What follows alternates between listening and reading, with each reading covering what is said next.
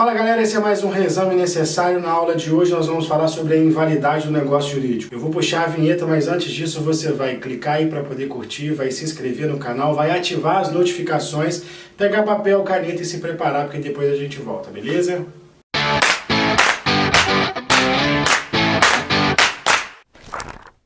Então vamos lá. Antes de falarmos da invalidade do negócio jurídico, é importante a gente distinguir a invalidade de algo muito semelhante que causa confusão, que são os defeitos do negócio jurídico. O que diferencia essencialmente esses dois institutos é que a invalidade do negócio jurídico ela acontece no momento da celebração, enquanto o defeito do negócio jurídico macula a vontade que antecede a própria negociação. Veja bem, antes de você vender uma casa, de você fazer o contrato, de você avançar o preço e escolher o comprador ou o vendedor, você tem que ter vontade para poder vender a casa. O defeito do negócio jurídico macula essa vontade. Antes de tudo isso acontecer, já há um vício, porque a sua vontade é viciada pelo erro, pelo dolo, pela coação, pelo estado de perigo, e por isso esse negócio jurídico sequer existe. Ele não existe porque a vontade que deu origem ao negócio é viciosa. Já a invalidade do negócio jurídico macula o negócio jurídico dentro dos seus elementos: pessoas, objeto, forma contratada, motivo determinante, ou seja, a invalidade do negócio jurídico impede que ele produz efeitos, não porque a vontade é viciosa, ao contrário, a vontade é real, mas os sujeitos contratantes, o negócio jurídico celebrado, envolve um objeto ilícito ou a forma contratada não é legal. A lei sanciona esse negócio jurídico impedindo que ele produza efeitos. Essa sanção de não produzir efeitos é o que nós chamamos de nulidade. E a nulidade ela pode ser absoluta ou relativa, ou anulabilidade. A nulidade absoluta sempre incorrerá naqueles casos em que envolve um vício de ordem pública. Já a anulabilidade ou nulidade relativa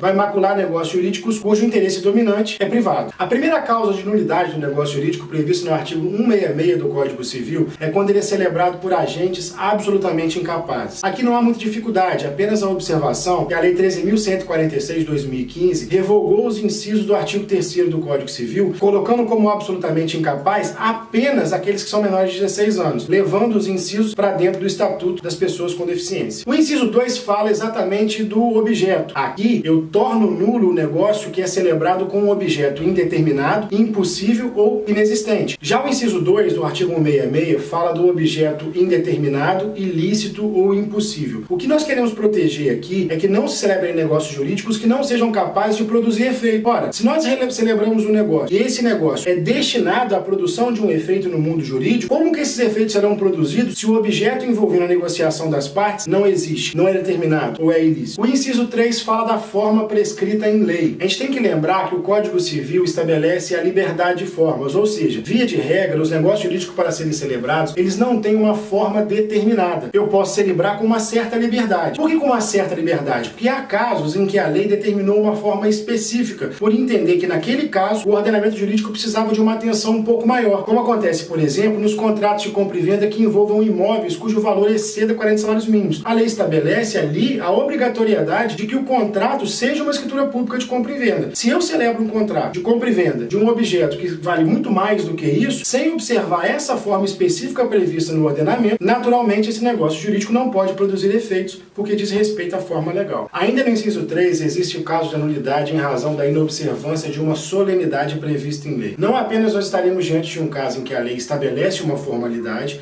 como que nessa formalidade há incutida uma solenidade obrigatória. É o que acontece, por exemplo, no caso das duas testemunhas para dar execuibilidade a um título. Outra hipótese legal de nulidade é quando o motivo determinante de conhecimento de ambas as partes foi lícito. Aqui, o objeto é lícito, as partes são capazes, a forma prescrita é prevista em lei, só que o que motiva as partes é afrontar o ordenamento jurídico. Um exemplo muito clássico disso são as vendas simuladas para poder beneficiar determinado herdeiro, em detrimento dos demais. Só que, para fugir da nulidade, quem quer fazer esse tipo de doação em vida e assim beneficiar o seu favorito, o faz através de uma venda simulada com um terceiro. Eu transfiro a propriedade no papel para alguém e esse alguém transfere o bem àquele que seria o objeto inicial da transferência, no caso, o filho favorito. Observe que as partes não têm verdadeira intenção de celebrar um contrato de compra e venda. O que se quer aqui é apenas fraudar a lei, transferindo a um dos herdeiros um benefício que lesaria aos demais. As últimas duas modalidades, elas estão relacionadas ao descumprimento de um preceito expresso em lei. Aqui é a afronta ao texto da lei que gera o efeito da nulidade. Por exemplo, o artigo 489 do Código Civil estabelece que é nulo o contrato de compra e venda quando há a previsão de que uma das partes tem total autonomia para poder estabelecer o preço. Assim, caso o negócio jurídico seja celebrado nessas condições, por expressa vedação legal, o efeito é anulado. E no próximo encontro vamos falar das causas de anulabilidade. Lembrando a vocês que o reexame necessário não é o único meio de estudo. Tem que ler doutrina, galera, tem que ir na aula, tem que frequentar. Isso aqui é só para poder ajudar vocês, beleza? Fica ligado, mas faz a sua parte. Um abraço.